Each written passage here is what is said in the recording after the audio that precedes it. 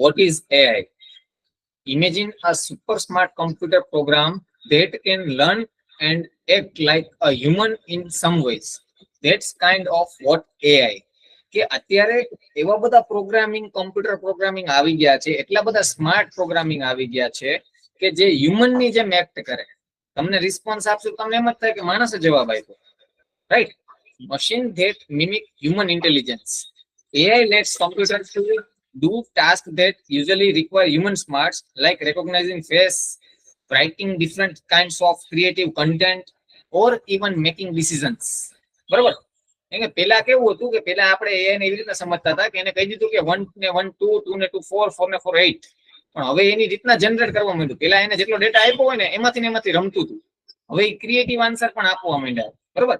Learning and gating better એ બધા tools છે ને રેગ્યુલરલી ડેવલપ કરવામાં આવે છે અને શીખવાડવામાં આવે છે કે તને કોઈ આવું કે તારે આવો આન્સર આપવાનો, આવું કે આવો આન્સર નહીં આપવાનો.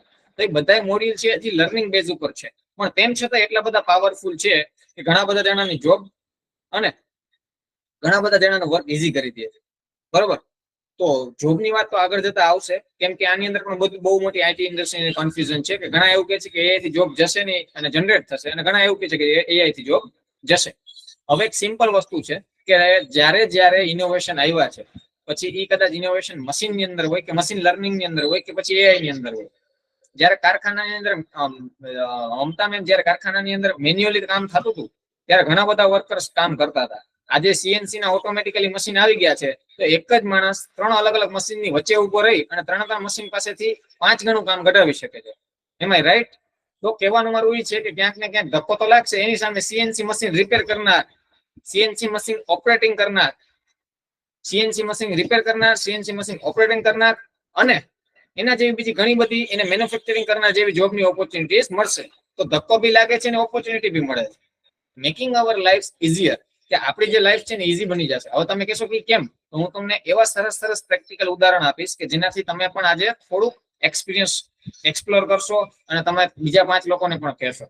AI is using tone of voice already, from recommending movies on Netflix to helping doctors analyze medical scans. સમજો છો?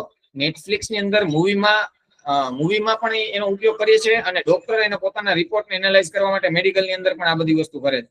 કે માણસના મગજની વિચારવાની ક્ષમતા એક લિમિટ સુધી હોય છે કે જ્યારે AI ને તમે એમ કહી દો કે આ દવાને આની સાથે મિક્સ કરવાથી આ લક્ષણ હોય તો આ થાય છે, આ દવાને આની સાથે મિક્સ કરવાથી આ લક્ષણ હોય તેની ઇફેક્ટ આ આવે છે, તો તું હવે મને એવું કે આને આ રોગ છે અથવા આટલી લેવલ સુધી આ પર્સન્ટેજ સુધી આની સ્કિન ડેમેજ થઈ ગઈ છે, તો હવે મારે એને કઈ દવા આપવી જોઈએ. જે માણસ એના એક્સપેરિમેન્ટ કરતા ક્યાંક આગળ જાય એના કરતા શોર્ટકટ આપી દેશે કે જેથી કામ ઈઝી થઈ જાય. It has the potential to make our lives easier and more efficient in many areas. ઘણા બધા એરિયામાં આપણી લાઈફ છે ને ઈઝી કરે છે. ઘણા બધા એરિયાની વાત કરું છું, આખી લાઈફ.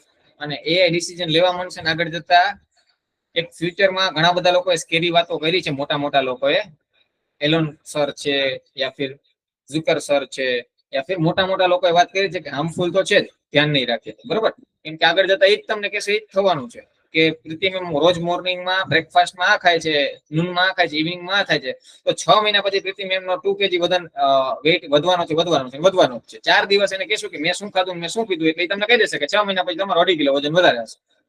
જે હ્યુમન કરતા પણ બેટર રિઝલ્ટ કહી શકીએ. અને જો એને પછી ઘટાડવો હોય તો તમને કહેશે બી કરી કે તમે આવું ડાયટ કરી નાખો. હવે આ તો એક એક્ઝામ્પલ એકદમ સિમ્પલ, તમારી લાઈફની અંદર પર્સનલી કામ આવે એવું. એના સિવાયના ઘણા બધા ક્વેશ્ચન્સના આન્સર આપે છે, એ બી આપણે જોશું. Of course, AI is still under development and there debates about how it should be used, but for now it's powerful technology with a lot of potential to change the world. અને આ બહુ મોટો શબ્દ છે કે change the world. આખા world ને આ ચેન્જ કરી નાખશે, ફાઇનલ જ છે. એવડી મોટી સરસ ટેકનોલોજી આવી ગઈ છે.